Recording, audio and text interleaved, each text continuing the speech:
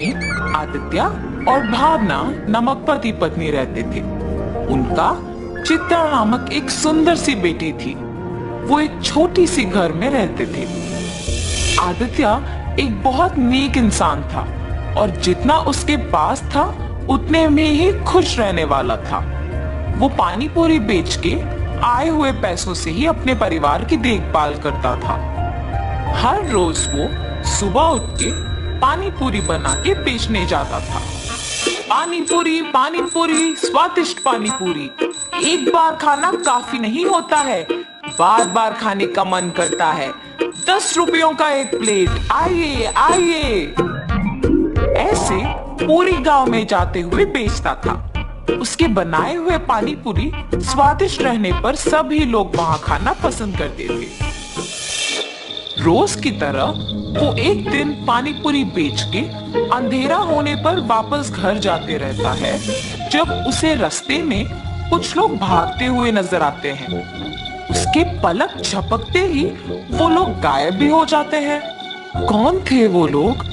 क्यों भाग रहे थे? और इतने में ही कहां गायब हो गए? ऐसे वो अपने आप में सोच रहा था जब उसे रास्ते के बगल में एक सूटकेस दिखाई देता है। ये किसका सूटकेस है? शायद किसी ने खो दिया होगा। सुबह मैं इसे जमींदार को दे देता हूँ, वो इसको उसके मालिक तक पहुंचा देंगे। ऐसे सोच के वो सूटकेस अपने साथ अपने घर ले जाता है। आदित्य की पत्नी उस सूटकेस को देख पूछती है, ये किसका सूटकेस है जी? मुझे नहीं पता, आते समय रास्ते में मिला था मुझे। क्या है सूटकेस में? नहीं, मुझे नहीं पता, मैंने देखा ही नहीं। अच्छा, तो फिर रुकिए, मैं पहले ये देखती हूँ कि इसमें है क्या। और ऐसे सूटकेस खोलती है। सुनिए, इधर आके देखिए तो कि इसमें है क्या। हाँ, क्या है? पास आके देखने पर वो सूटकेस हीरे, मोती और सोने से भरा हुआ था।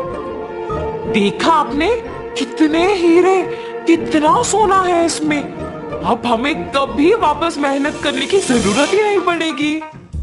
भावना, ये सूटकेस हमारा नहीं है, किसी ने खो दिया इसे। कल सुबह इसे जमींदार के हवाले करने इसे लेके आया हूँ। तो आप क्या इसे जमींदार को लौटाएंगे? हाँ, मैं ये स्वीकार नहीं करूंगी। हम इस सूटकेस को हमारे ही पास रखेंगे। आपको मेहनत करने की जरूरत ही नहीं पड़ेगी।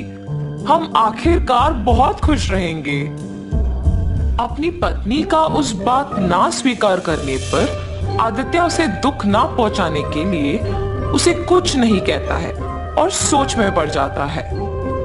अगर मैं उन हीरे और मोती को लेता हूँ तो गलत है, पर अगर मेरी पत्नी वो सब लेती है तो वो मेरी गलती नहीं है ना।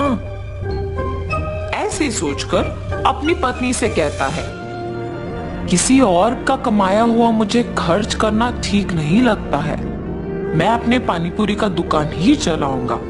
तुम्हें जो पसंद तुम वही करो। ऐसे कहने पर उसकी बीवी बहुत खुश होती है। कुछ दिन बाद उसकी पत्नी मिले हुए हीरे, मोती और सोना बेच के एक बड़ा सा घर खरीदती है और वे सब उसी घर में चले जाते हैं। मगर आदित्य अपना पानीपुरी का व्यापार नहीं छोड़ता है। एक दिन जमींदार के पास एक औरत आती है। प्रभु, प्रभु, मेरे घर में किसी ने सारे हीरे, सोना, मेरी गहने चुरा लिया है। मुझे समझ में नहीं आ रहा कि मैं क्या करूं, इसीलिए आपके पास भाग के आई। कृपया मेरी मदद कीजिए प्रभु। फिक्र ना करो माता, मेरे पे भरोसा करके आप चले जाओ। मैं उस चोर को पकड़ के आपको बुलाऊंगा। जमींदार के ऐसे कहने पर वो औरत उन पे भरोसा करके वहां से चली जाती है। उसके बाद के कुछ ही दिन में जब आदित्य और उसका परिवार एक बड़ा घर खरीद के उसमें रहने लग जाते हैं, तो गांव के लोग में उन्हीं के बारे में खुसर पुसर शुरू हो जाती है। ऐसे ये बात जमींदार तक भी पहुंचती है। एक साधारण पानी पूरी बेचने वाला एकदम से इतना बड़ा घर कैसे खरीद पाया? पता नहीं प्रभु, किसी को नहीं पता। गांव के सारे लोग भी आश्चर्यचकित होके इसी के बारे में बात कर रहे हैं। ऐसे ही मैं सुन के आपको बताया। ठीक है, उन दोनों को इधर लेके आओ। जी प्रभु। जमींदार के कहने पर सेवक उन दोनों को उनके पास लेके जाते हैं। आदित्य, मुझे तुम्हारे बारे में सब पता है, तुम्हारे व्यापार के बारे में भी पता है। तुम्हें कुछ पूछने के लिए यहाँ बुलाया हूँ। पूछिए प्रभु। कुछ नहीं, तुम इतने कम दिनों में उतना बड़ा घर कैसे खरीद पाए हो? सच बताओ। क्या ये पूछने के लिए जमींदार हमें यहाँ तक बुलाए हैं? मुझे ही बताना होगा कुछ, वरना मेरे पति सब सच बता देंगे। मेरे पति का कमाया हुआ पैसा हम बचा बचा के ये घर खरीद पाए हैं प्रभु। ऐसे हिम्मत से बोलती है ताकि किसी को शक ना आए। माता, आप पे कोई इल्जाम लगाने के लिए मैं आप लोगों को यहाँ नहीं बुलाया हूँ। मेरे पास एक औरत आके बोली है कि उसके गहने और सोना किसी ने चोरी कर लिया और उसी समय में आपने एक बड़ा घर लिया। हालात मुझे आपसे ऐसे पूछने पर मजबूर कर रहे हैं। तो सच कहिए कि आपको इतने पैसे अचानक कहां से मिले? अगर मैं अब भी चुप बैठूंगा तो वो एक बहुत बड़ी गलती होगी और उस औरत के दुख का कारण मैं ही हो जाऊंगा। ऐसे सोचकर आदित्य जमींदार को सच बताने का फैसला करता है। मुझे क्षमा करें प्रभु। और ऐसे जो कुछ भी हुआ वो प्रभु को बताता है और तुरंत वो गहनों वाला सूटकेस उनके हवाले कर देता है। तुम्हें अपनी गलती का एहसास हुआ है और तुमने सच बता के और ये गहने ला के वापस कर दिए। इसीलिए मैं तुम्हें अपनी पहली गलती के लिए माफ कर दूंगा और दंडित नहीं करूंगा।